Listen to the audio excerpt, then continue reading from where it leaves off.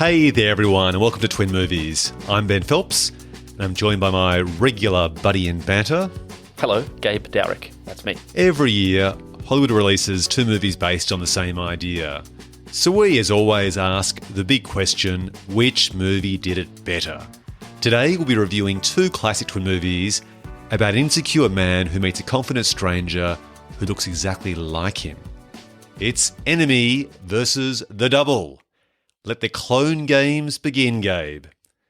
So let's kick off this episode with an overview of these twin movies and a flashback to our first encounter with them. On the 14th of March 2014, Enemy was released. Here's its IMDb synopsis. A man seeks out his exact lookalike after spotting him in a movie. So Gabe, tell me, did you originally catch Enemy when it was released at the cinema? And what was that experience like? Well, was this released at the cinema? I think it got a really brief release in Australia. But looking at the box office figures we'll get to later in the pod, this film wasn't released widely around the world with a theatrical release. Yeah, I mean, I saw it on DVD, and without getting too much into a review per se, but I don't think I liked it all that much when I first watched it. But both of these movies, I think, are the type of movies where how you watch them or how you're feeling when you watch them really makes a difference to how much you like them or how well you engage with them. Because I found the second time I watched it, and I've actually watched Enemy a bunch of times, I liked it more and more. And now, weirdly, it's one of the movies, this is going to sound kind of weird, there's this term, right, called hypnagogia, which is the space between sleep and awake. I find it is a phenomenally good movie to be watching while you're trying to exist in the transitional space between wakefulness and sleep. Why is that? Is it the hypnotic music or the storyline? The whole bunch of movies I like putting on kind of as I'm nodding off to sleep and sort of not to go to sleep too, but I don't know, it's a weird thing to describe. Like, for instance, Tree of Life or Fire Walk With Me, the original Wicker Man, even weirdly Stuart Gordon's Dagon, and then Denis Villeneuve's Enemy. They're all movies that you're sort of half awake and half asleep while watching them. You might wake up and catch some frames or hear some of the score or dialogue in the back of your mind while you're sort of just drifting off. And so I sort of feel like it's really great for trying to encourage, like, you know, lucid thought or something. So weirdly, I really like this movie for that. That's fascinating. And that actually taps into the Gabe Dowrick model for how to experience classic cinema. Normally you'll refer to it watching it as sober or drunk. But this is actually a third viewing experience. That's right. Hypnagogia. Hypnagogia. Hypnagogia? I don't know exactly how to pronounce the word for it. But yeah, and there's some movies that are just really great. And they're often this type of movie. They're not hard, dialogue-driven, plot-driven movies. They're movies of visuals and sound. So as I watched it more, and I watched it more in that mode, I liked it more. Gotcha. What about you? Are you all about the hypnagogia? Well, when it comes to here's the embarrassing thing for me, is that I actually didn't see this film for the first time until actually watching it in preparation for this podcast recording, which is really odd for one big reason, is that I'm a huge fan of Denis Villeneuve. Is that how you pronounce his name? Denny? We call him Dennis. We're Australians. Dennis. Like Dennis Lilly. Right. Denny. So I bought this actually on sale on DVD pretty soon after it was released around the world in the cinema, so probably around 2014. I've just had it sitting on the shelf, which goes to show how quickly the world has moved since that you now essentially can't buy DVDs as easily as you could. And maybe it was because it was always there on the shelf. I thought, I'll get to it at some other stage. But for some reason, I just always find the premise of a film involving clones to be a little bit cliched. Well, it's not really clones, though, is it? Well, we'll get to that. But you know, it's not Replicant with Jean-Claude Van Damme. Yeah, that's right. I really enjoyed, what's a film with a moon? Oh, yeah. Sam Rockwell. I mean, great film. But I do feel that the film, which has the concept about someone discovering a version of themselves, can get pretty tired, and you've got to try and find an innovative way to tell that story. And Surrogates with Bruce Willis wasn't an example of how to do that. Yeah, no. Often it feels like it's appealing to an actor's ego. Like JCVD 100%. has done it a bunch of times, and you feel like someone's gone up to him and been like, "Hey, Jean-Claude, you could play two guys in this movie."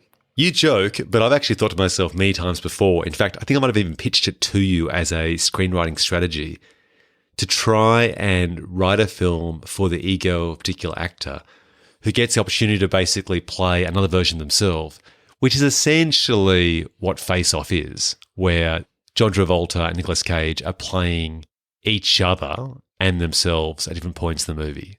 It's different, but it's sort of similar. It's basically a great opportunity for an actor to flex.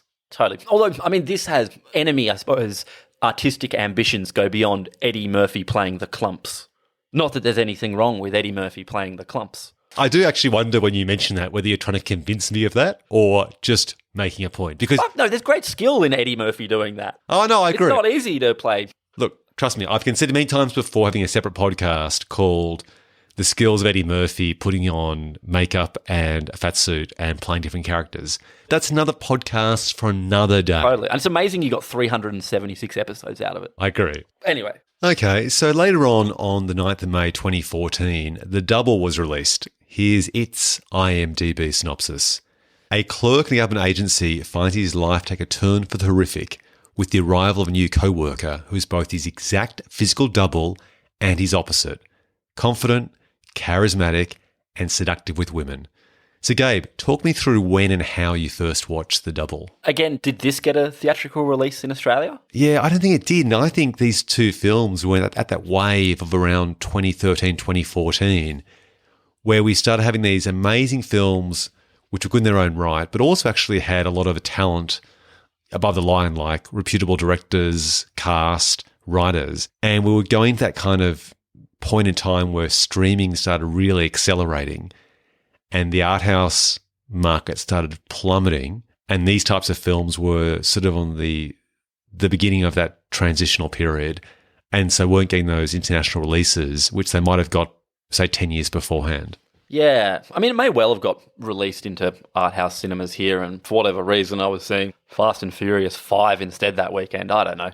But no, I saw this the first time on DVD, and I think I've only watched it once since, and kind of unfairly, I think, and this is actually very unfair to this particular movie because I guess in a way it should be judged in its own rights. Because I like Enemy a lot, I weirdly like this one less, which is not fair to this movie or to Richard Ayoade, because why should that be the case? But yeah, this one gets far less of a spin for me. What about you? Did you see it at the movies? Yeah, this also falls into the category of another film I saw in preparation for this podcast. Had you bought it on DVD previously and it's been sitting on your shelf? No. This one I just watched in preparation for this. I'd always been turned off from seeing it because it came out at the same time as Enemy. And of course, being the whole inspiration behind this podcast, I thought, well, why would I see that film as well when Enemy's by Denny, who I love? If I haven't seen Denny's film, I'm certainly not going to see the Jesse Eisenberg version. So I was never attracted to see it because it just felt like overkill of double clone doppelganger movies. So I caught this just, at home on TV, and we'll get there. But it wasn't as good for me as Enemy. And perhaps we should, before we start our review, maybe we should just jump into a bit of a Hollywood shallow dive into the history of these two films. Sounds good. What do you think? Let's do it. So let's start with Enemy, which was released first, if you go by the US box office release. So Enemy's actually an original story.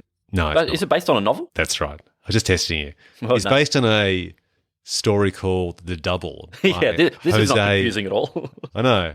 By Jose Saramago and adapted by Javier Golon. In contrast, The Double is based on a novella called The Double by, how do you pronounce his name? Fyodor Dostoevsky. Perfect. Mate, didn't you study Dostoevsky in school? No, I didn't. No, and that book's what, about 1890s, I think, isn't it? I haven't read this one. Yeah, apparently it's quite movie. dense, quite esoteric. What's the movie? The movie was shorter. Yeah, that's right. Anyway, it doesn't appear from doing a bit of internet sleuthing that there was any connection with these films being made at the same time. I mean, let's face it, based on the subject matter, I can't imagine Hollywood-esque studios or Hollywood racing to make these films at the same time. This one just seems to fall into that category of being an absolute coincidence. And, the concept of a film centered around a doppelganger has been as old as the 1890s novella. And so I guess like some ideas, like many of those die-hard concepts of, an ordinary person caught up in an extraordinary circumstance, this just seems to be an example of a popular idea being made twice at the same time. I guess it's been, 10 years since Moon. So these two films were made 5 years after Moon. So not that long. It's not so much that they're two movies where an actor just plays multiple roles. I mean, they're both movies where a character discovers that there's another person who looks exactly like them, but that person possesses very specific traits. They're not timid. They're much more outgoing, popular. So, yeah, I mean, it's not just like, the year before, Tom Hanks was in Cloud Atlas and he played 7 roles in that or whatever. It seems very funny and strange that they are both riffs on very similar ideas. Yeah, you're 100% right. It's a case where, and this is, I guess, the interpretation of both films, whether the clones are projections of a dream version of the protagonist's self or an idealized version of them. Yeah, because it does seem too coincidental that they're both nervous Nellies, they're both insecure, uptight, anxious people, and the doppelgangers they meet just are entirely different. The way they carry themselves, the way they speak. They look the same and they share some personality traits, but in many other ways they are the opposite. So let's jump to a review, shall we? Starting with Enemy. Walk me through Enemy. You've seen it several times, which infers you do like it a lot. Tell me what floats your boat about Enemy. I mean, look, I do like it, but like I said, I like it specifically I don't come home on a Friday night after having a few tinnies and go, oh shit, I'm going to throw on Enemy. That's a good time. I love the photography. I love the art direction. I guess something that I like, and it's true for both movies, is I like that it is, I don't know, how would you describe it? It's both of the movies sort of exist in their own world with their own rules, and those rules aren't literal. I find so many movies these days are incredibly literal. They set up very specific rules and you need to understand those. They make great pains so that audiences will absolutely understand those rules, and there's no kind of dream logic to them or open-endedness. And I guess what I really like about both of these movies, but, given I like one more than the other, I really like that about Enemy. I think there's, apart from, David Lynch, and very few filmmakers get to do that. So that's something I really like about it. I mean, look, frankly, I don't fucking know if I have any idea what happens in this movie or what it's about. I might be thick as fuck, but I love that about it. And then, Denis Villeneuve, he's a master craftsman, isn't he? He is an incredible filmmaker. I mean, this film could have been made as a really low-budget indie debut film. I mean, I think there are about 5 characters on screen, but what he does with that small cast and just existing setting, like he's shot on location ostensibly for most of the film, it's spectacular. He uses music very, very well. His choice of camera angles and editing with his sound composer and editor is just outstanding. It really suits this type of story, which is essentially, it's a thriller, right? I mean, if you define this by genre. I guess so. Esoteric thriller? Yeah. I mean, it certainly has elements of mystery yeah. and drama. I mean, it's not a thriller like Prisoners might be a thriller or whatever, but yeah, I guess so. I mean, maybe it's a thriller down mystery. To what it is, isn't it?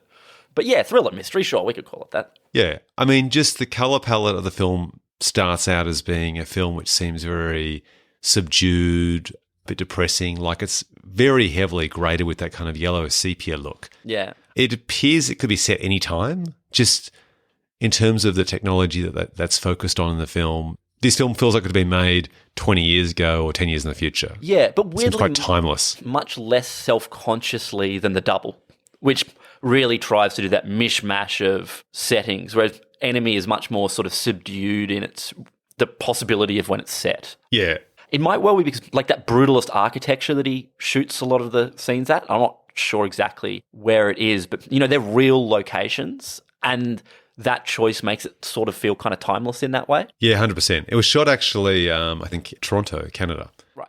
using local cities in his own country of origin. And it's great because you had this juxtaposition of like these kind of quite boring, partially dilapidated apartment blocks, including the one where his doppelganger lives, then contrasted to these really modern glass round buildings, which is just visually quite spectacular. And you're right, this film is very much set in the present, whereas The Double really leans into an absurdist world and is much closer to Brazil. Yeah, totally. I mean, if The Double is closer to Brazil, then I reckon Enemy is closer to Prisoners, like in terms of being more naturalistic. Yeah. Prisoners was a film made around the same time by the same director, by Denis Villeneuve. What I like about Enemy is that it's not afraid to keep you on tenterhooks. Like, it is very mysterious. And look, should we just cut to the chase and jump to spoilers and discuss what the hell happens at the end? I was hoping you'd tell me. Okay, so listeners, for those of you who haven't watched Enemy, we're going to spoil a few kind of surreal moments in the film. And having said that, we could actually express what these are and it wouldn't actually change your enjoyment of the film, I don't think. Yeah, it's definitely a movie where, frankly, spoilers don't really matter because plot's not so much the point. Exactly, yeah. So essentially, at the end of the film, when Adam, who's the insecure character, at the very end of the film, one of his last lines is that he seems to gain confidence as he's talking, yelling sort of from one room to the next to his, I guess, second pregnant wife, which was Anthony's wife, who's walked into the next bedroom. He says, I'm thinking of going out tonight. And he kind of says it as both a statement and a question, almost testing her as to whether that's okay. And the way he says it, to me, he says it like he's very much part of Anthony coming through, like he's being cheeky, like he's testing her, like he wants to go out. And for someone to say that, a father-to-be with a pregnant wife, it's potentially inflammatory. She doesn't respond. He says it again. And this is after Anthony has been apparently killed in a car crash. Exactly. And also Adam's wife, so first wife, so to speak. Yeah, his wife. Helen is Anthony's girlfriend? See, this is the confusing part about the film. So Anthony is the doppelganger. Yes. And Helen is the doppelganger's pregnant wife. Yeah. And Mary, played by Melanie Laurent, is Adam's girlfriend, who's not pregnant. Yes. She's named Sorry, Mary. Correct. Okay.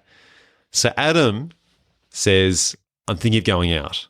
No response. Says it again, calls out, no response from Helen, who in these final scenes essentially become his new partner. And he walks to the next room, opens the door, and there is a giant spider, like a funnel web spider or a tarantula. Giant as in like 6 foot, 8 foot tall, that looks at him through the open doorway and kind of like for a moment sort of scurries to the side or kind of flares its mouth for a moment. And the film just cuts to black. So stepping back, there's also a few surreal images in the film. One is actually a very obvious image of a giant spider, like something out of War of the Worlds, walking across the cityscape. And there's lots of other types of spider iconography, like in the preceding scene when the doppelganger Anthony and Adam's girlfriend have a car crash and die, the camera kind of zooms into the windscreen that has sort of like that's sort of fractured. It's spidered. The glass is spidered. It looks like a web. You also have images where the camera pans up and all of the wires across the road from trams or electricity wires resemble a spider's web. So, and the very start of the film as well, there's a scene, this really surreal scene that seems to be something like the Eyes Wide Shut sex party meets David Lynch, where a woman in high heels goes to step on a giant spider for the entertainment of all these mysterious guests. And either Adam or Anthony is amongst those men. Exactly. So what's your interpretation as to the final shot where the pregnant wife/girlfriend, Helen, has been replaced by an 8-foot spider? Well, I mean, I guess you've got to sort of decide in both of these movies in a way. The two are the doubles. Are they the same person and they just sort of represent sides of somebody's personality? Like, is Adam and Anthony the same person and it's about one part of him kind of dying as he's killed in a car crash or whatever, and he's trying to reconcile this life that he's living where he has a wife and a girlfriend, and is somehow also acting in movies or whatever? Or are they actually separate people and it's just a sort of surreal movie about someone who meets someone who looks exactly like themselves? Because I guess it could be either, depending on how you want to interpret it, right? Oh, exactly. What's your interpretation? Let's start with Enemy. What's your interpretation? Is Anthony a projection, a figment of Adam's imagination and both insecurities and idealism? Or is Anthony a living, breathing, separate being? I mean, I think in both films, but Enemy specifically they are the one person. But that being said, he definitely does stuff as one that the other doesn't necessarily know about, or how would he be doing these things? So I like that it's not definitive. That there is no... People are always trying to solve movies in a way. And even doing some research about this movie, it seems like Denny himself says it could be one or the other. I like it that Adam and Anthony are the same person, and it's about him coming to terms with some part of his persona, figuring out who he is. What about you? How do you read? Did you read it that way, or do you go the other way?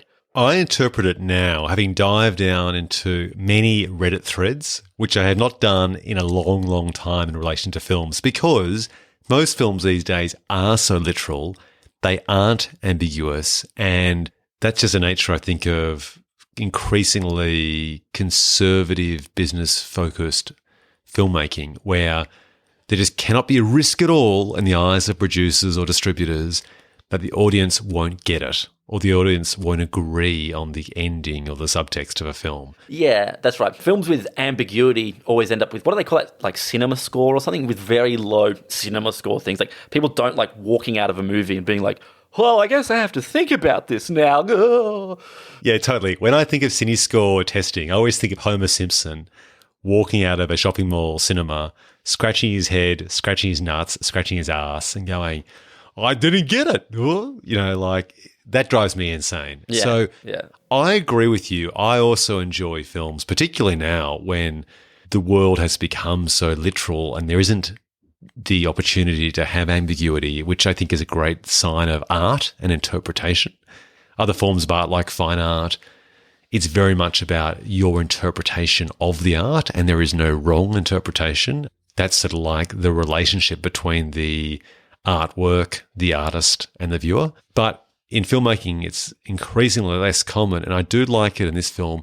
However, I don't like it when the filmmakers themselves don't know. Now, right. If they're just saying that, and they're just saying, look, I know the answer, but what did you think? Totally fine with that. But if they don't know themselves, then the whole thing falls apart. Because inevitably, if they don't know themselves, you are going to find instances where the logic doesn't stand up because they didn't know when they were making it which way they were leaning.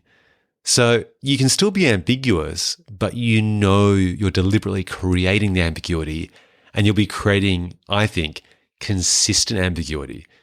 But if you don't know when you make it, I think that's BS myself. BS. And yeah, in this film here, there are inconsistencies. So when I dive into many, many red sub-threads, I read different things. Like, one was a comment about how the scar on Adam and Anthony's stomach, they both share the same scar, which suggests that they're not twins, for example. That's the first thing you'd think, are they twins?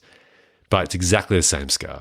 And one theory was that takes perhaps from the mythology or religion of the Bible, where Adam had a rib taken out of him by God and Eve was crafted from it. So that's kind of like a good theory there. And there's other moments where I think when Adam's girlfriend Mary is having sex with Anthony passionately, and it seems that neither Adam and Mary had much of a sex life beforehand, and so she's suddenly now enjoying this new sex life, and she notices the wedding band mark on Anthony's hand, which then makes her really freak out, essentially, and that leads to them fighting the car and the car crashing and both Anthony and Mary dying. So that suggests that they are different characters. But I think ultimately, based on the ending and based on these characters being the opposites, I do think that Anthony is a projection of Adam's insecurities and idealism. And one Reddit thread I read,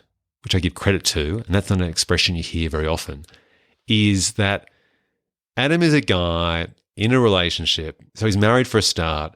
He's got this kind of job that doesn't inspire him. What he's doing is he's acting on the side to try and fulfill his creative aspirations. But his day job, which he's not satisfied by, is being a university college lecturer. And he's freaking out about being emasculated as being a father going forward and losing that single lifestyle. And the big giveaway, I think, is when he goes to see his mum.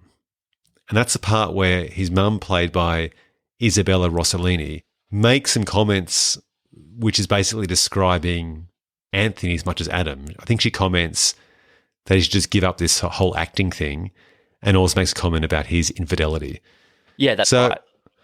I think based on that, Mary is the consciously, or ironically, subconsciously non-pregnant version of Helen, his wife.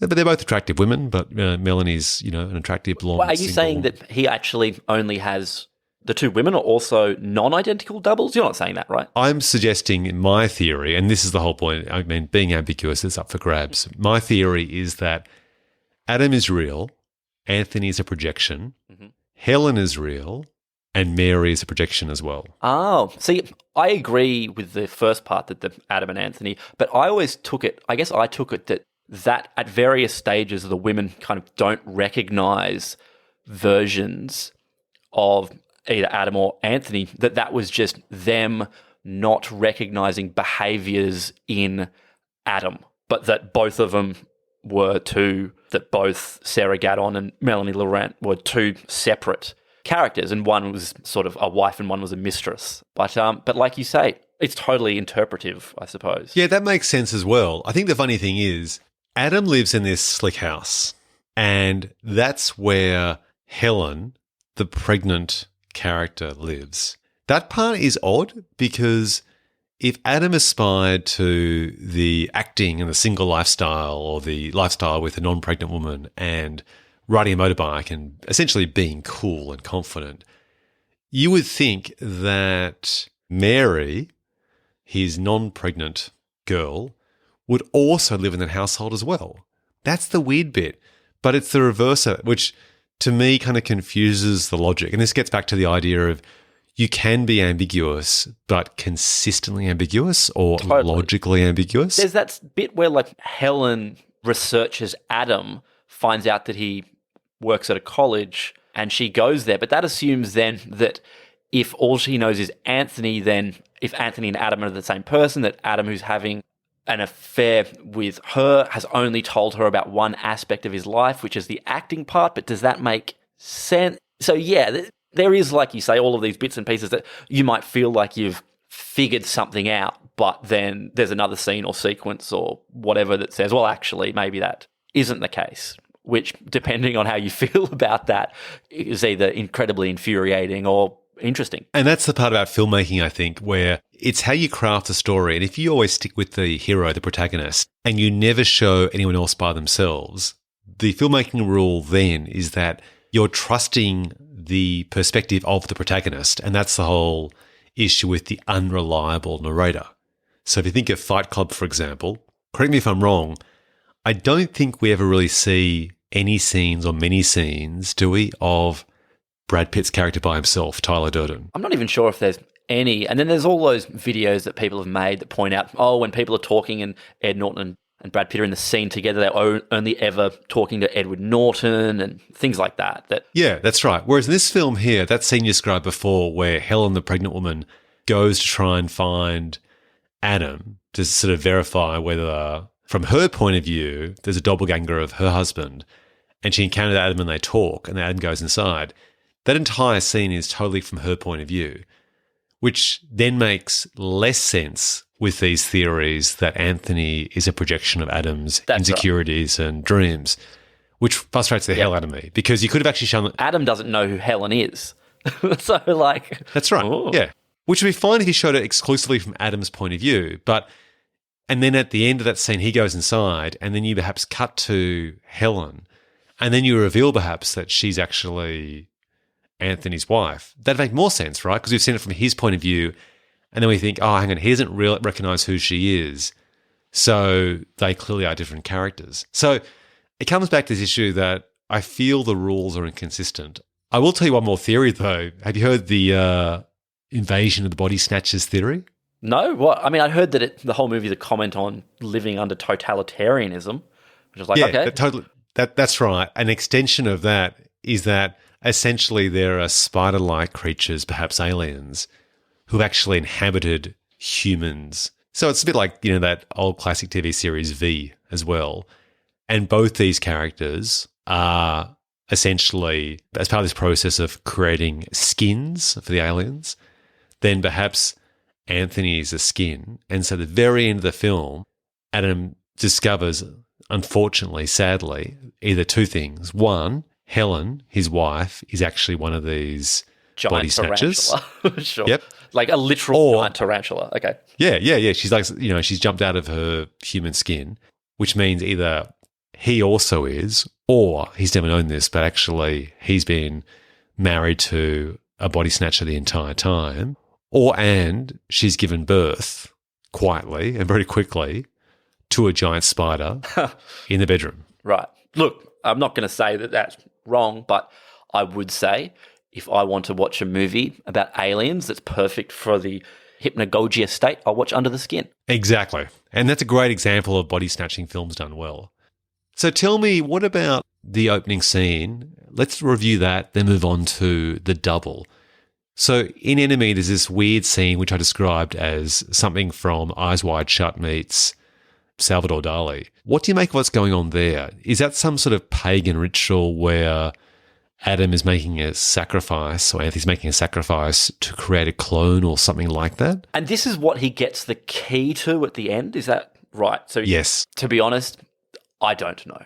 Do you or Reddits have a strong feeling about what that's about? Yeah. What's that film that you like? Is it called The Kill List? Oh, Kill List. Yeah, great movie. Yeah, like a pagan ritual at the end. Yeah. Sort of paganish, or like a Hitman movie by way of some Wicker Man-esque vibes. Yeah, it's actually totally right. It's a Hitman film meets The Wicker Man meets Eyes Wide Shut with this sort of covert society minus the sex. So I interpreted perhaps initially when I first saw it that this was linking to some sort of black magic. But actually in retrospect now, because I think the guy you see at the start is Anthony because he has a wedding band on. Oh, okay, yep. And I think this is basically just a fantasy. It's a dream sequence. I think it's actually as simple as that, in that Adam's just sort of imagining something erotic and exotic, and a combination of like nude imagery, like a strip bar, meets whatever the spider represents. And some have said that the spider represents female genitalia in an aggressive way, a bit like... Denny's got some issues, because the spider's not in the book, so that's all his. Yeah, so apparently spiders, in some respects, do have an association in symbolism with female genitals, but in a negative way, like vagina dentata, which is that phobia that some men have of a vagina with teeth. And so apparently in some cultures, spiders are demonized, or vaginas are demonized like dangerous spiders. So one interpretation from the Reddit threads was that the starting sequence there is him mixing both escapism, eroticism, and insecurities and phobias. Right, I'll buy that for $1. So on that note, why don't we jump into our review of The Double? Tell me, did you love it? Did you hate it? Walk me through it. I liked it less than Enemy. There's definitely things in The Double that I really like. There's a lot of little details. I love Paddy Constantine on the TV. I love the band that's playing in the lobby. I love the smash cut to Zuckerberg laying on the ground the first time he sees James. I love Wallace Shawn in everything. And I think the extras casting is really great. Like that, you really get the sense that this sort of weirdly set movie in this indeterminate time, that sort of bureaucratic Brazil-esque prison. Weirdly, I find this one is odd because while Enemy is very open to interpretation, The Double has a lot more scenes where it's like there'll be Simon and James in the same scene and they'll be talking to each other and people will be interacting with both of them. But the implication is that they're still the same person in that when Simon does something to James or vice versa, like punches him, they both bleed. So, I don't know. I kind of found it less interesting artfully and less artfully made in a way, I guess. I really liked Richard Ayoade's film Submarine. And oddly, this movie he made after that, but I really hate to say this, there was bits of it that felt kind of film schooly. I agree with almost everything you've said, which means this review might be quite short. I agree with the film schooly part, the last comment you made just then, for both good and bad reasons. So the film feels very indie, feels very contained, feels very stylized. It's got like a minimalist sound design, so it's almost stage-like, play-like in its vibe. It does feel like someone's watched Terry Gilliam's Brazil 50 times over. There is kind of that whole idea of a fruitless bureaucracy, of pointlessness, of process, of an Eastern European or Russian sensibility in terms of its production design and the kind of Bundy in, Bundy out life of these characters. And the sort of seemingly meaninglessness of their work and the obsession with getting two copies and one copy and, all that stuff. Exactly. I guess the key question is, so at the end of the day, if you've got to fall one side or the other, do you interpret this film to be about a doppelganger who's a projection of the protagonist or a separate character? It feels to me like he's probably definitely a projection in that, particularly the way the movie ends with which one's which. Simon is the original? Yes. Anyway, the original Jesse Eisenberg jumping out of a window while the doppelganger is stuck to his bed, and in doing so he sort of seems to like he'll get the medical attention but the other one will die. Unless they have some sort of psychic connection. It feels like they are both, very clearly both, parts of the same person. He's so outwardly confident and he's good at his job and he's rewarded. But it just, without the weird ambiguity of enemy, it just feels like it's just less successful at that.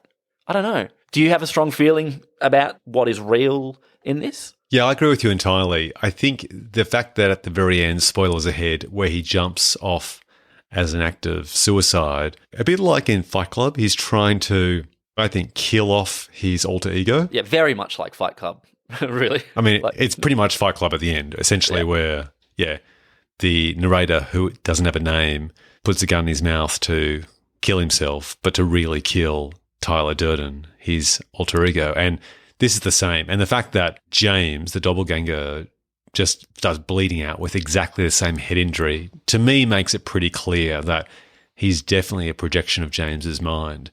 I think as well because the film is so stylized, it's so absurdist, 10 times more than Enemy, it's much less naturalistic.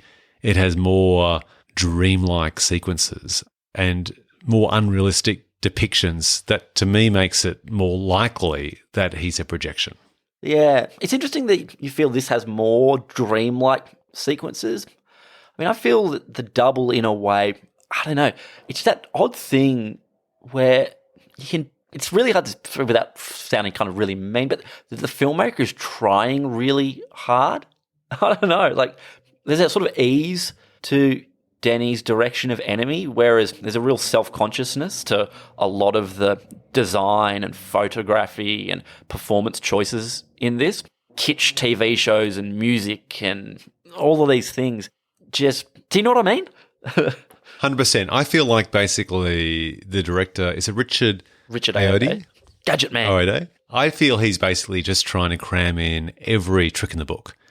And the film, I think, is rich for that, but suffers because of it as well. Oh, interesting. Like there's a sequence when the funeral of his mother occurs at night time. I mean, that's just ludicrous from the start. Like, apparently in her will, she wanted to be buried at midnight. Yes, sure, but that never happens. And so there's this bizarre sequence where everyone's gathered. And that's what's quite weird is like it's this group of people who don't even know his mother. And they're all gathered for this midnight funeral. It looks like something out of a horror film in terms of the lighting and the idea of this open grave. And he runs towards it, and the way it's shot, it's very stylized with a combination of light in the way that he's racing to get there in time before his mother's buried. That's just an example, one of many examples from my point of view, which is entertaining, but it makes it so stylized, it actually starts removing the stakes. And I guess to me, it starts feeling too clever, so to speak. Yeah. And it's interesting because they're not really, neither this or Enemy are really movies with stakes in the sense of, they're not really about that. But it does, you're right, it sort of serves as an impediment to just, I don't know. Maybe my problem is that I just love the way Enemy washes over you in an awesome way. The stylizations of the double kind of get in the way of that for me. Yeah, I agree. We've got to mention, by the way, there are a few scenes which do confirm that James is definitely a projection of Simon's imagination. It's the scene where the security guard at the start, the same actor, plays a nurse or a doctor, I think. Yeah, he plays a doctor later. Yeah. Okay. And that to me just give away that everything's kind of pretty screwed up. It's not as it seems. Simon's head. Exactly. There is one weird moment when Simon is trying to convince, I think it's his boss Wallace or someone else, that James, his doppelganger, is actually someone who resembles him, and the other guy can't recognize it at all. And I think he makes some sort of comment which implies that James is of Asian heritage. Right. So are you saying that maybe Simon sees James as a better version of himself, but you could read the movie as the person that he sees as himself is in fact someone completely different? He's just projected his own image and insecurities onto this person who possesses the traits that he doesn't have? Exactly. Right. Do you remember that episode of The Simpsons where this guy arrives at the power plant? Frank Grimes. Exactly. Frank Grimes. One of the best. One of the best episodes of all time. Yep. And written by one of the most obscure philosophers and comedians of all time as well. And Frank Grimes is basically everything Homer isn't. He's timely, he's motivated, he's competent, etc. And I feel in some ways there's a possibility that you could interpret James, who's Simon's doppelganger, is actually just another guy who started on the day, and he's actually a real person, which explains how everyone interacts with him. Because this is a film in strong contrast to Enemy that has a wide cast. And I think one of the reasons why Enemy has a small cast is because it limits the opportunities for interaction, because no one actually asks or talks much at all to either Adam or Anthony in the entire film, which preserves the possibility that Anthony is a projection, a figment of his imagination. Whereas in the double, there's a huge cast in comparison, and the film's quite chaotic and there's a lot of interaction. So you couldn't excuse Simon's bafflement that why doesn't anyone realize how weird it is that James looks exactly like him. However, if it's a new guy like Frank Grimes and he's projecting his face onto him, it makes more sense. Yeah. And so everything stands up. And then the end when he jumps off the building to commit suicide, that part, he's actually trying to, I guess, kill or excise the alter ego.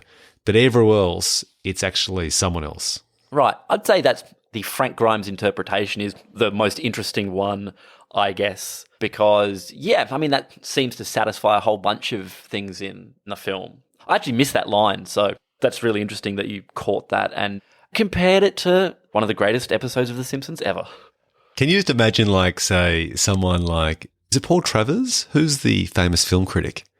Peter Travers from Rolling Stone, right. Can you imagine Peter Travers taking a film with the literary origins of the double and then just basically boiling it right down to the crudity of drawing an analogy with Frank Grimes from The Simpsons?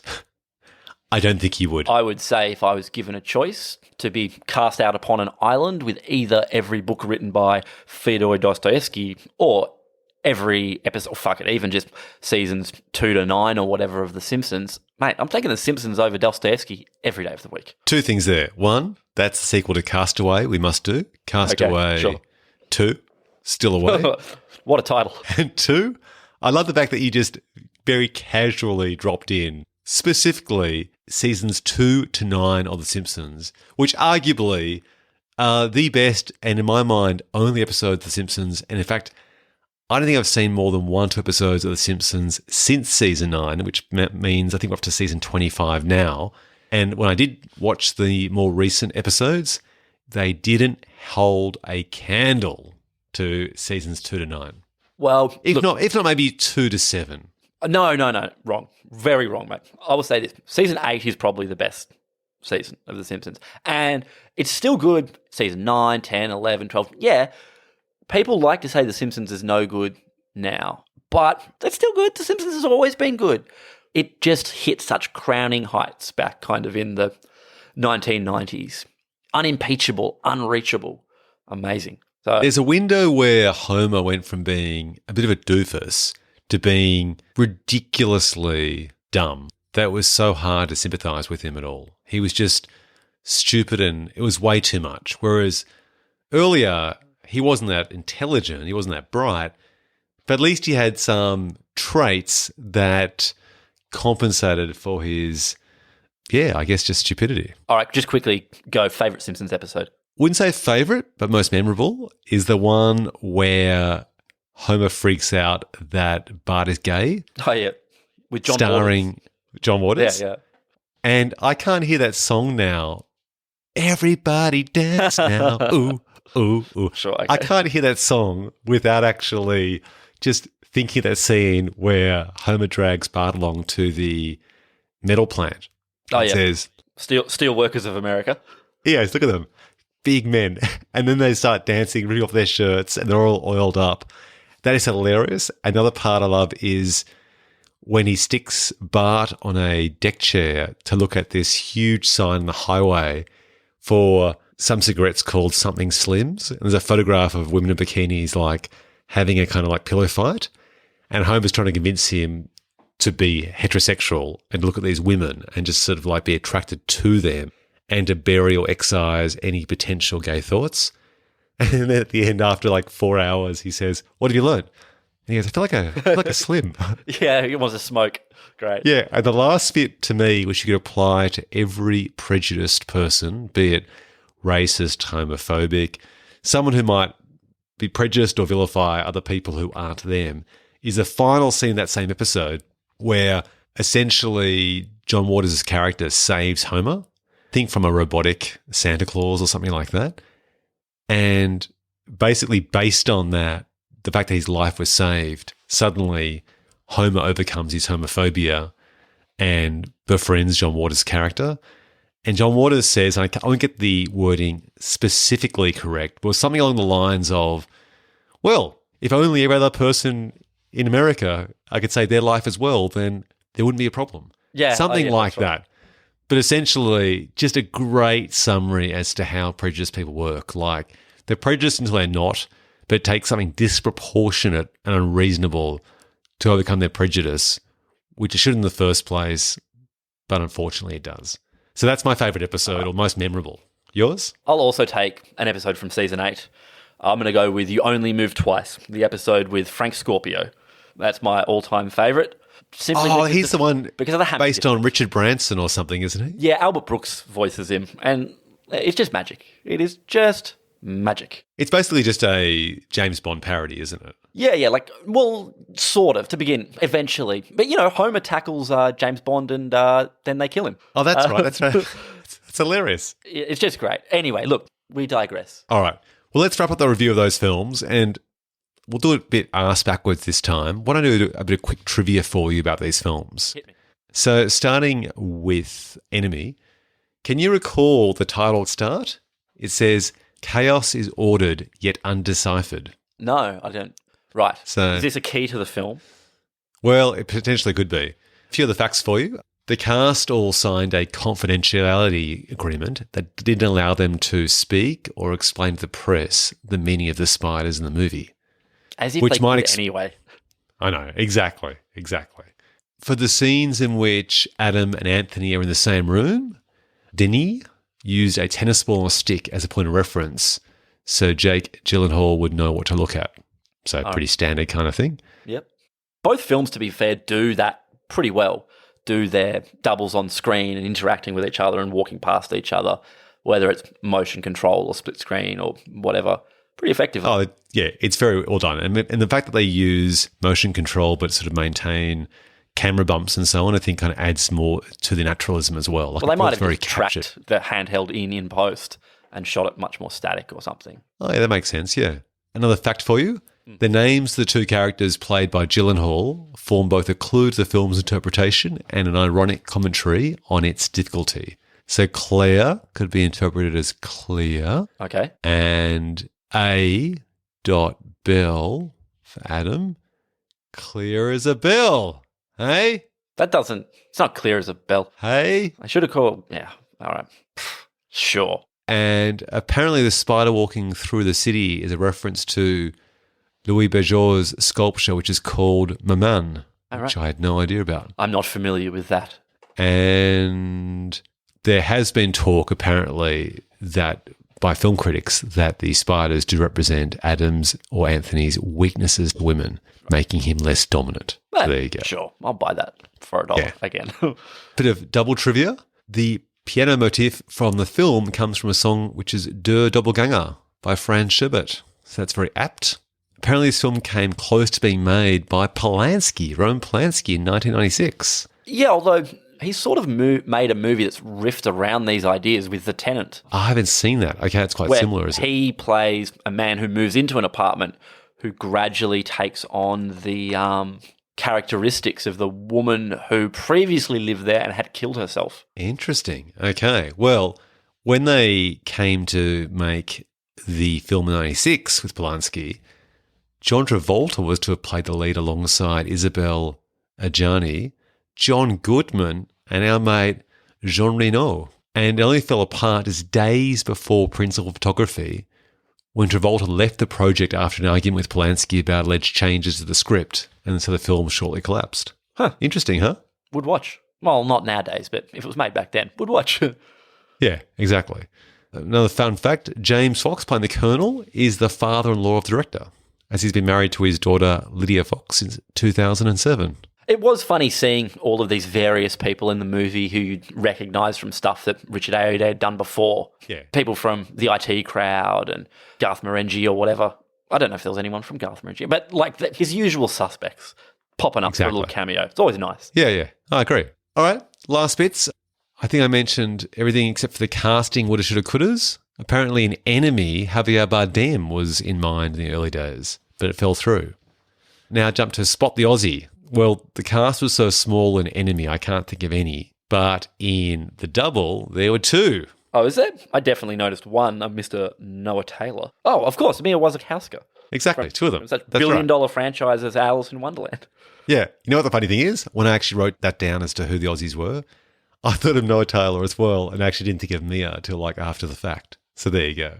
Now, let's do the box office champs. What do you think? So this will be tricky because these films didn't get a traditional release. So let's start with Enemy. I'm going to guess that Enemy pipped The Double.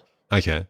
When I read these figures out, they're going to shock you and depress you. And this is the nature of contemporary filmmaking. And this is in 2013, 14. It's only got worse in the last 5 years.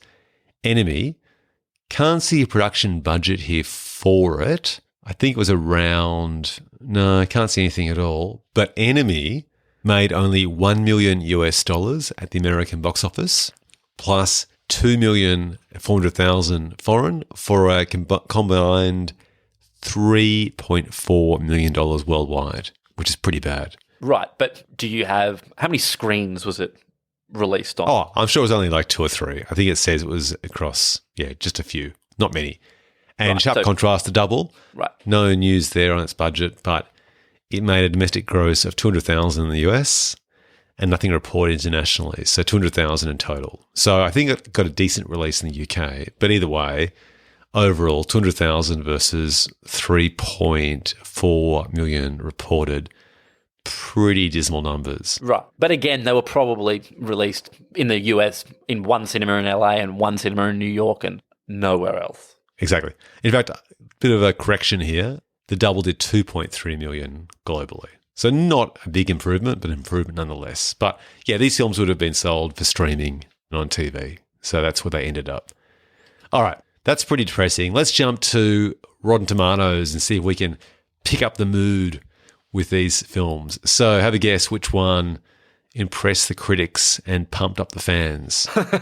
Look, I guess that both of these movies would have been well reviewed, particularly by critics. I do wonder if the audience score or whatever it's called would be lower, though, compared to the critic score. Am I right? You nailed that. Well, now tell me, which one do you think did better with the critics, Enemy or The Double? My guess would be Enemy. So Enemy did 71%, but The Double did 83%. Surprising. So more critics enjoyed The Double than Which Enemy. really surprises me, yeah. Yeah, right. That's a big surprise. Does Enemy have a lot more reviewers? Like, are the number of... 118 reviewers versus 130. Oh, okay. It's not so that different. Comparable. Right. Yeah. The funny thing is, I bet you if he released this film now in 2019, because of his reputation, it would just be higher. There'd be like a bias to it because everyone loves their Denny. They certainly do love Denny. And with the fans, have a guess, starting with Enemy, higher or lower? I would say the type of people who go and actually rate movies on Rotten Tomatoes, I'd say low. So 63% with 26,000 user ratings compared to 59% with 18,000 people for The Double. So, yeah, higher than The Double, but not by much. Right. There you go. Okay, let's jump to the awards. And there are some good ones here. Let's go with, first of all, best title, Enemy versus The Double. Look, I probably prefer The Double as a title. I mean, Enemy is an interesting title for a movie.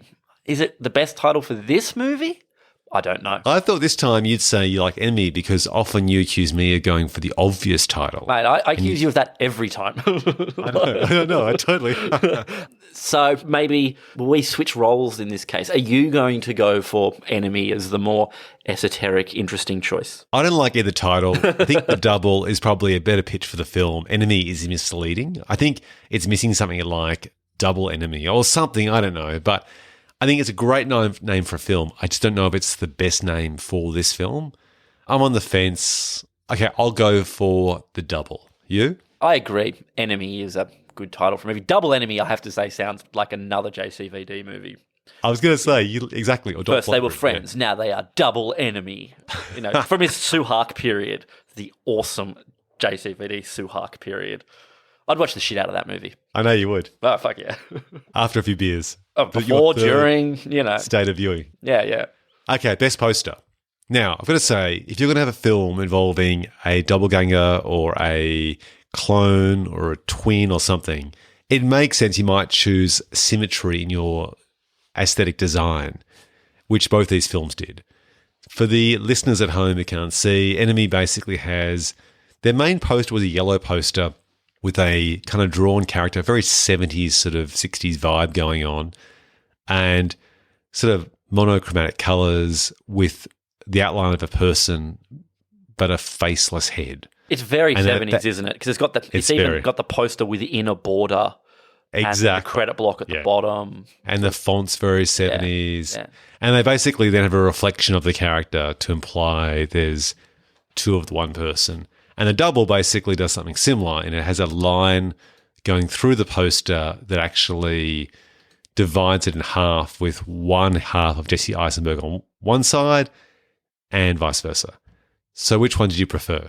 Oh, Enemy by far. If I had 100 posters on... If I was hanging 100 posters on my wall, I would hang the Enemy poster. That is to say, it wouldn't be the first poster I would hang, but I really like the look and design of the Enemy poster.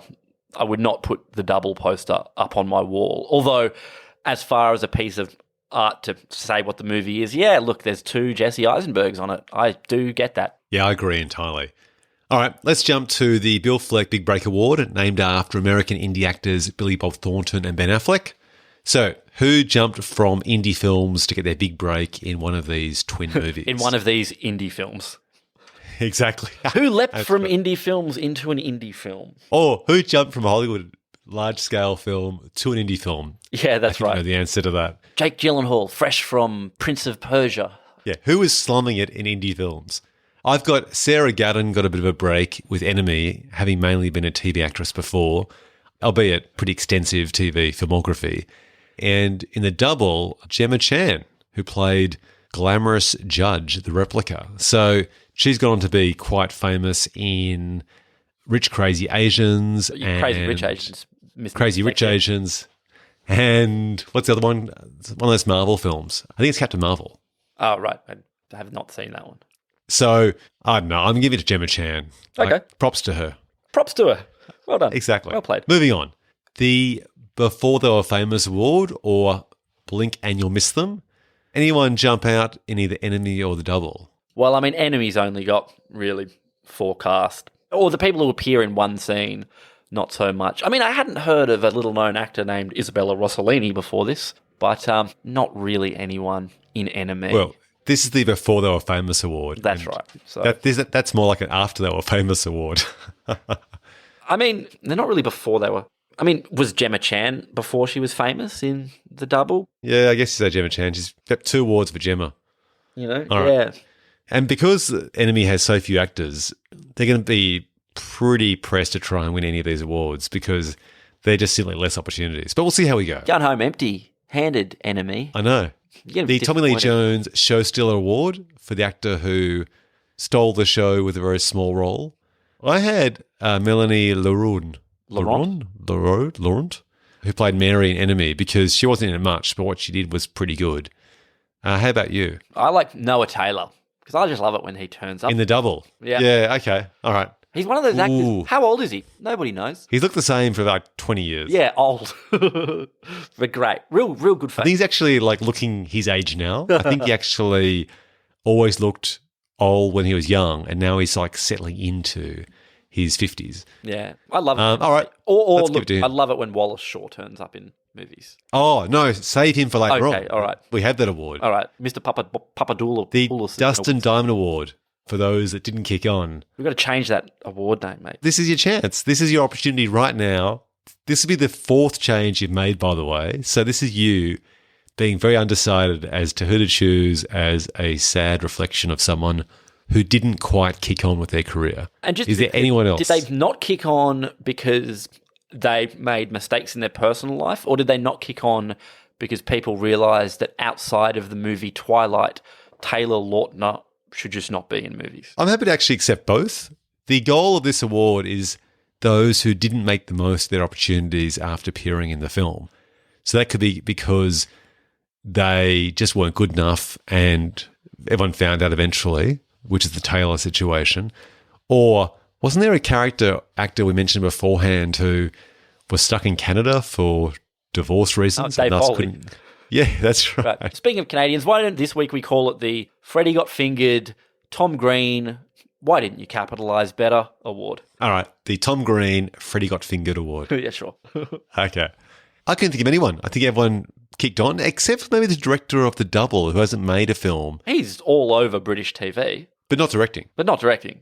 But maybe he's just... It's maybe it's just harder to get a film up these days. Yeah, very possibly, very probably. All right, so do we have a winner there, or is it a case that it's a draw based on no contenders? A lack of... Would like to give Richard Ayoade an award. He is awesome. All right. So he gets the Dustin Diamond Award or the Tom Green Freddie Got Fingered Award. This week, Richard Ayoade is being fingered. Jesus. Who will get fingered next week? We'll find out. Will it even be a fingering? Don't know. Oh, God. Probably not. I think we really need to change that. I've created a monster. No, we'll All change right. it. The winner chicken dinner award. Who came out on top of these films and was it their career high? So I don't know. I mean, I think that Jake Gyllenhaal was going through a really interesting patch at this stage. He did this film. He was kind of scarred after doing that film where, wasn't he in a film that was an adaptation of a computer game set in Egypt? Prince of Persia. And it feels like he went that process of then trying to basically, between that film and return to Hollywood filmmaking with playing Mysterio in the latest Spider-Man film, Far From Home, it feels like he basically rebuilt his career in that kind of Matthew McConaughey way through indie film to try and get back to his roots. He did Prisoners with Denis right before he did Enemy. Was Prisoners before? Was it shot before or after? Was it around the same time? So very close together. I thought it was before. Certainly on Villeneuve's IMDb, Prisoners is listed as if it came out before. Well, either way, he did Prisoners, this film, he did that film where he played the crazy guy with the computer, with the video camera, the aspiring journalist. Nightcrawler, great movie. Nightcrawler. So, like, he had a great run of these films. So, I would say that this film was sort of in that beautiful purple patch there where he was just kicking goals left, right, and centre. Yeah. I think, in a way, the winners are the movies themselves. Because although I like one much more than the other, I like it that these movies was made. I just like it. All right. Why not? So, the winner here is movies. The winner here is cinema. Cinema. Okay. Hypnagogic cinema. All right. Let's jump then to the Best Dialogue Award. Now, both these films are pretty quiet films. No, that's not true. Enemy's a quiet film, very measured film. I guess you'd say The Double is pretty chaotic in comparison. But did any quotes jump out to you as being memorable about either of these films? I mean, they're not, as you would describe, as like quotable movies. They're not like Scarface or something. But that being said, Simon, it's terrible to be alone too much. Or his final line, I am unique or something. Yeah. There aren't too many like you, are there, Simon? I'd like to think I'm pretty unique. There's a certain irony to that or whatever. But Enemy, oh man, I can't even remember a single line of dialogue in Enemy. Yeah, the other one I recall, and I don't think it was actually that funny, it was just sort of like a moment where the guy asks him in the tea room, a fellow college university lecturer, if he'd seen a film. Oh, yeah. And doesn't he say... I don't really like movies. Yeah, I don't really like movies. And then after that, the guy says he saw a film, but he actually has nothing to say about it. That's great. Like, okay. Like, so why did you raise that at all? Like, that was just amusing. It wasn't actually a memorable line, but it was a memorable moment in the film. So, I don't know. I'm calling that a draw. These films aren't talky films, so no one wins. No. All right. The Nicolas Cage Chewing the Scenery Award, which I may add could be a juicy award, as we've seen Nicolas Cage in many films, including Face Off.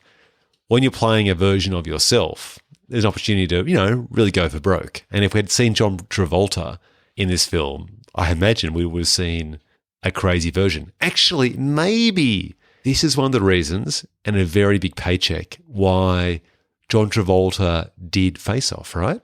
It was an opportunity to basically do the flex that he couldn't do after he left Polanski's version of The Double. Although I guess Face Off's slightly different because Nick Cage and John Travolta are each playing both characters, as opposed to something like Adaptation, where Nick Cage plays both brothers. So he's really acting opposite himself. Yeah, that's a better example. On screen. And I gotta say, as far as actors playing two different characters and acting opposite yourself, you can't really go past Nicolas Cage in Adaptation. It was pretty masterful. I've got to say, the best performance, or one of the best performances for me, by Nicolas Cage. And what's he doing?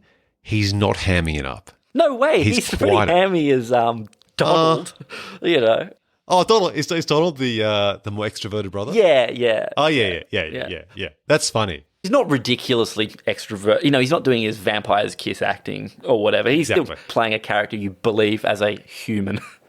And because Donald is actually extroverted, then he naturally, to play against that, has to play quite a version of himself as the hero, which might explain why it's one of the few opportunities we've seen Nicolas Cage play a quieter character, because he has to, by the definition of those two roles, juxtaposed against each other. Totally. And he's great as Charlie as well. He's sort of hunching his shoulders and being softly spoken. Really leaning into the bald cap wig as well. That's right. His receding hairline and so on. Yeah.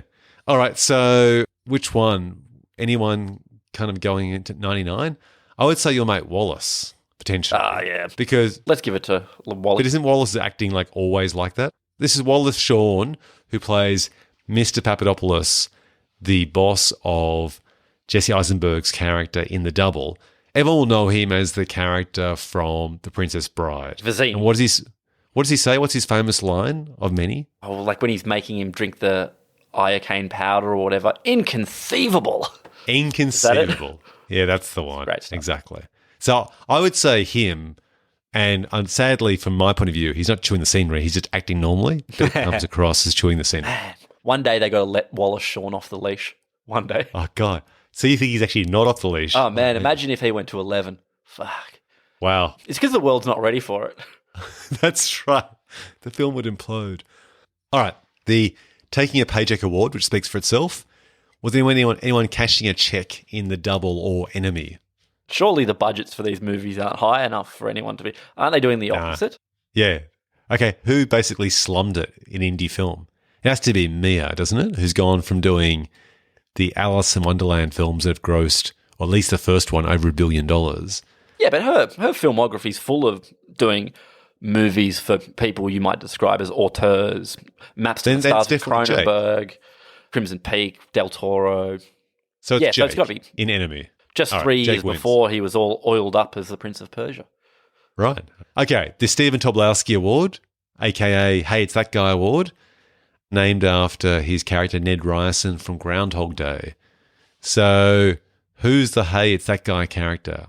For me, I'm thinking in Enemy, it's Isabella Rossellini, who played his mum, or Wallace Shawn, who was in The Double. I would go for Paddy Considine, who played the Replicator on TV in The Double. Okay, I had him in the next award. Okay. Or Chris O'Dowd from the IT Crowd, who plays Nurse.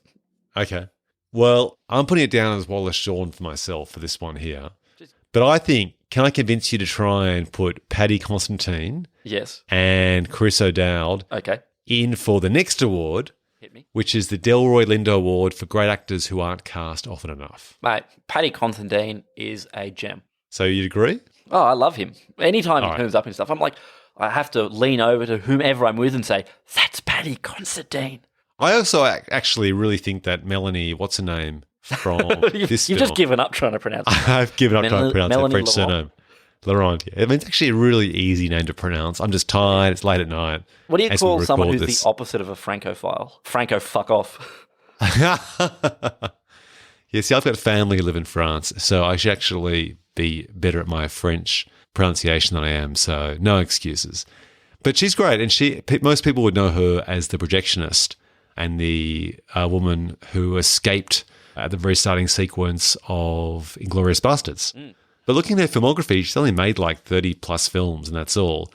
And maybe it's because her child is now like 10-ish or so, so that could be a reason why. But she hasn't actually crossed over to American filmmaking like some of her European contemporaries have done, like Christopher Waltz, for example, who is happily making a lot of American films. Yes. All right, the Memphis Reigns Award, inspired by the absurdly named character played by Nicolas Cage in Gone in 60 Seconds.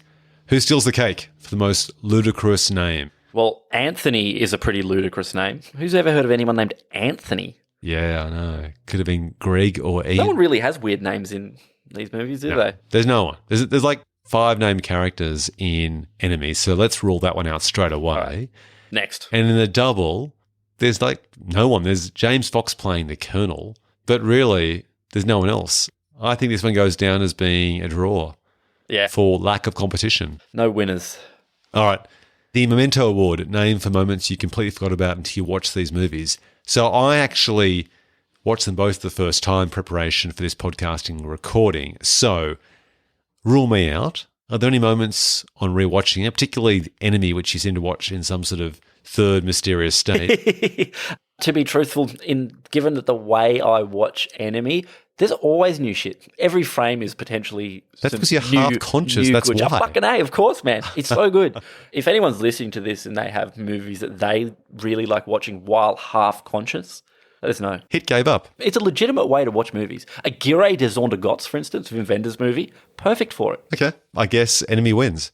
And the last award is the Die Hard Award, named after the influence of Die Hard and inspiring a subgenre. If you say that any inspiration, I would probably say this is a concept as old as time, but coming up is Gemini Man with Will Smith. So the idea is not lost. There was also Looper as well, which came out around the same time as these films. Sure, but yeah, I mean... But those films both have a twist that no one looked at Enemy and said, like, Ang Lee's there, and he's like, you know what would make this movie better? Big laser guns. Guns and Hitman. No artfulness. And yeah, no artfulness. Look, that's not to say. Shots fired. Gemini Man might be incredibly artful. I don't know. The trailer looks pretty amazing. You know, maybe. Okay. So come to that time in the podcast, which is the Milking the Speed Cow Dry Award, named after the infamous sequel Speed 2. So Gabe, imagine this. let's say there's an opportunity to make a sequel to Enemy or The Double. Okay. And they're both about So the who's exec gonna make looked at that these $16,000 opening box office weekend and went, there's more money to be made here. there's a world to be built around this. There's a spin-off, perhaps. Right. So first of all, if given the opportunity to make either a sequel to Enemy or The Double, which film do we make a sequel to, and what's our pitch to make it? Go. What do you think? Enemy? I think Enemy is the more artful, mysterious, interesting of the films. And just to be really ruthless, I think if we were able to get either the director back, Denis Villeneuve, or Jake Gyllenhaal, or even some of the other cast, it's got more of a chance of being a success at the box office than The Double. No criticism of Jesse Eisenberg or Mia Wasikowska, but I just don't... Wasikowska? Yeah, Wasikowska. But I just don't think that they're box office gold. Not that either of these films made box office gold at the cinema, but I'm thinking Enemy. But I'm also happy to do basically a film which could be a spin-off of the same world. So imagine like that scene at the start of Enemy, which is set at some sort of pagan strip club. Maybe there's another person at the table, and we follow that person home. I guess you sort of got to make a choice about what interpretation of the film are you making a sequel to.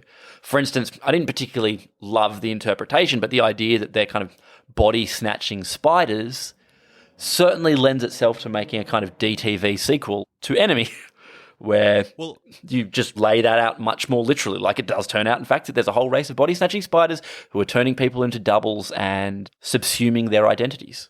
Well, here's the thing. If you're going to do a film about a doppelganger, at the end of the film you discover, or the person discovers, the hero discovers that there's a clone of them, and we find out the reason for the clone. The clone's either actually a twin or an alien or a projection of their imagination and their insecurities.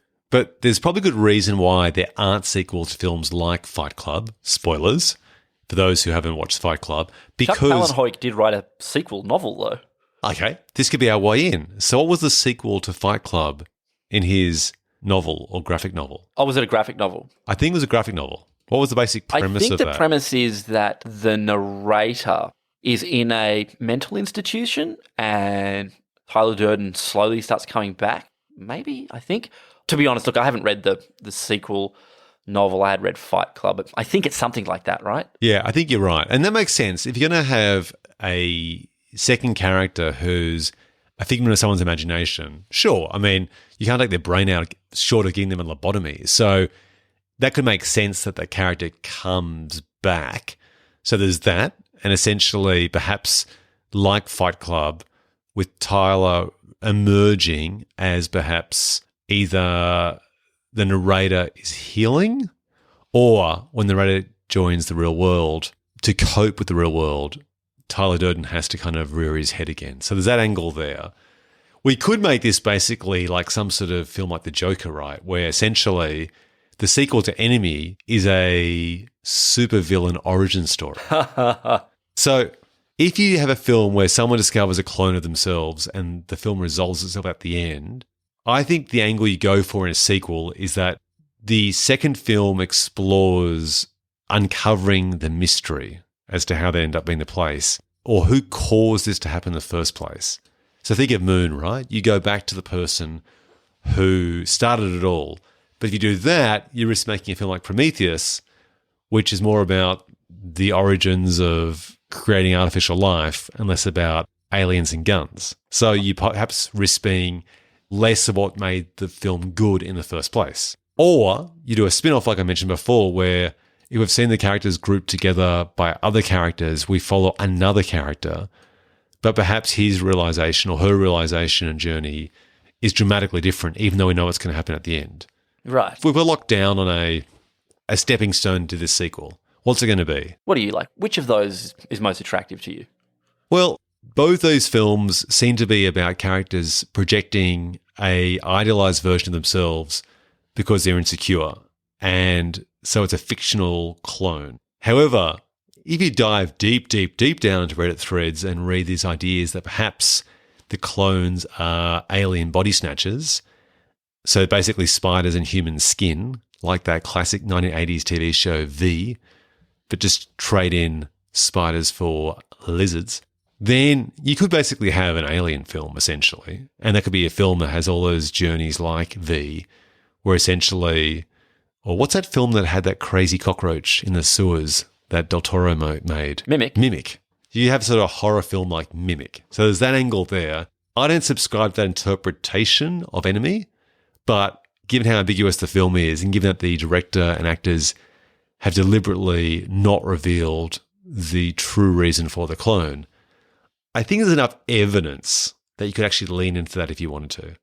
But now we're making a very different film. So it'd basically be a sci-fi mystery opposed to a psychological mystery. Yeah, look, and I'd say despite making a movie that moves away from the fundamental thing that I like about this, I can't imagine that a much more sci-fi mystery one will be good to try and watch while semi-conscious. I mean, it's the sort of movie where you don't want to just make you don't want to make just a double of what you've already made, right? So it probably makes sense to take it. I'm picking up what you're putting down there. That's very clever.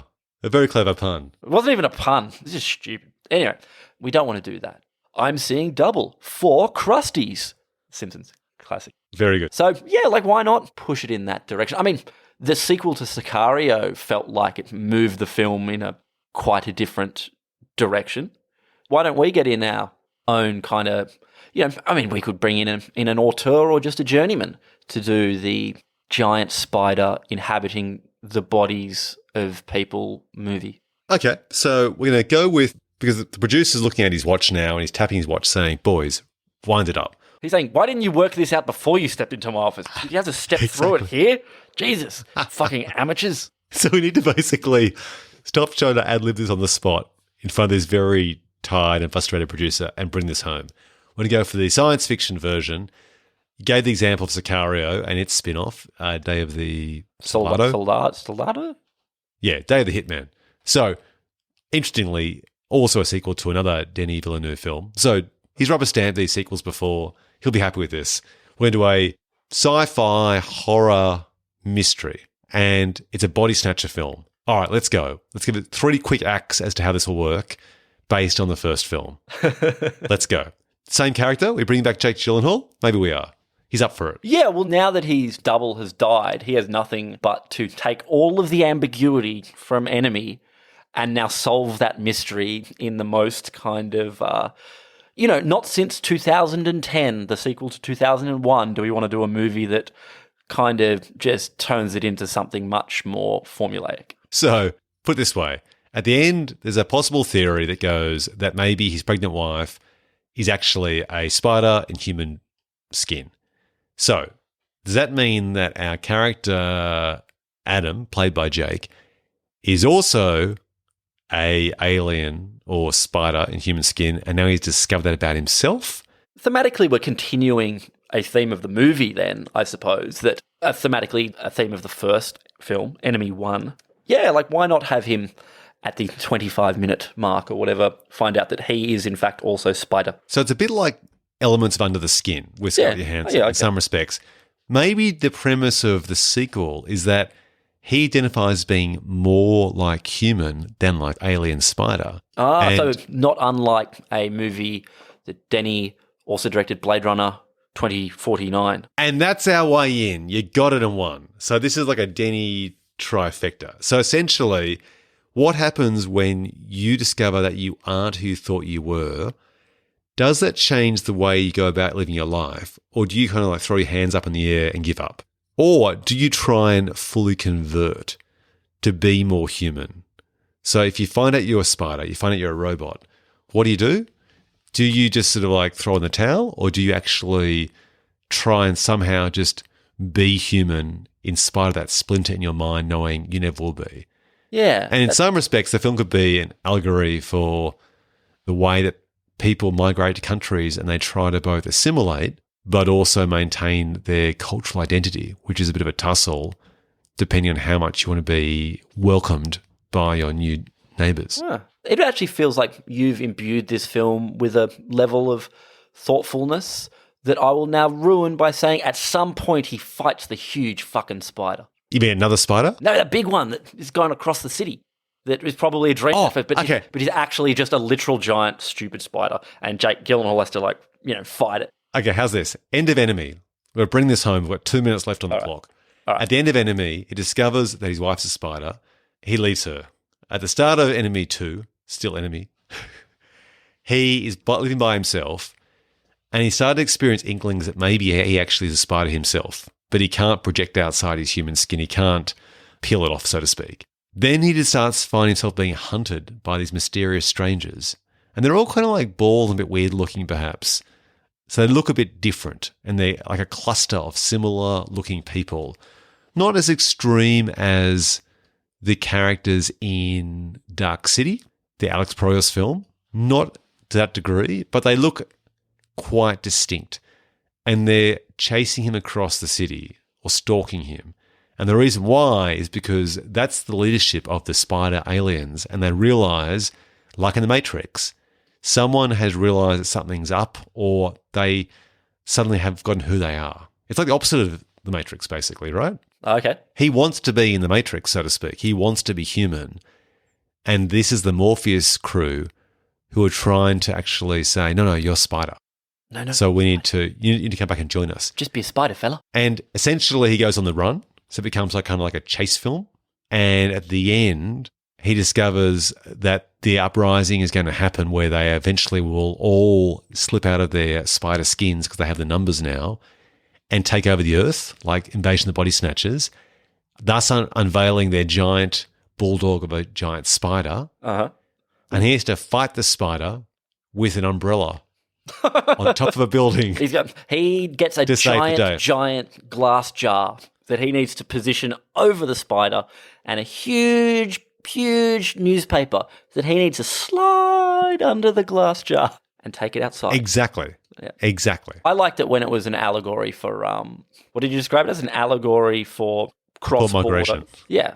That was probably classier. The version where he sort of they live like discovers this species, I would say, it's interesting. And how about this? They live-esque thing where he discovers this race of spiders. We would call it I Spy.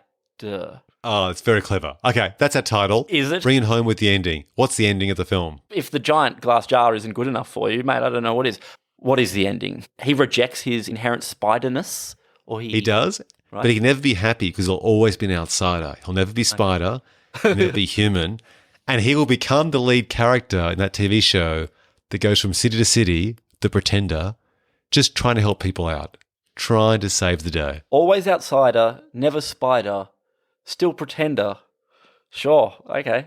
And what's our title? We need a title. We're rejecting I Spider. Yeah, we are. Oh, jam. We've already had iRobot and iPhone. We need something else. That's tested really well with focus groups. How about Enemy? Oh. No. Enemies. Have we done that? I feel like that does every time we just go, throw an S on it, draw an underline, put a $sign through the S. Enemy. Spider enemy. How about this? He's a man and inside he's a spider, so he's man spider. Man spider. We capitalise. It's like an asylum release. Some dumbbell who's been told to go rent far from home or whatever is like, Spider-Man, man spider, ketchup, catsup. And that, ladies and gentlemen, is how you make a sequel to Enemy, which we call Man Spider. That's how you get escorted off the Paramount lot. All right, Gabe, that brings us to the end of the show. Where can listeners find more of your work and musings this week? On Twitter, at Gabe Dowrick, where maybe I'll just put a big list of all of the hypnagogia movies I like, which I love. I can't pronounce the term properly. Hypnagogia. So if you want to fall asleep or not fall asleep, because that's the state you'll be in, that's right. Go to Gabe's Twitter. Yeah, perfect. And I'm at Ben Phelps on Twitter and Instagram and youtube.com/Ben Phelps. And you can find this podcast and all of my other podcasts in the usual places like Apple Podcasts and Spotify. Thanks for listening, folks. We hope you enjoyed this show. Take care and stay tuned for another Twin Movies battle very soon. And Gabe, my man spider friend, be good. You too.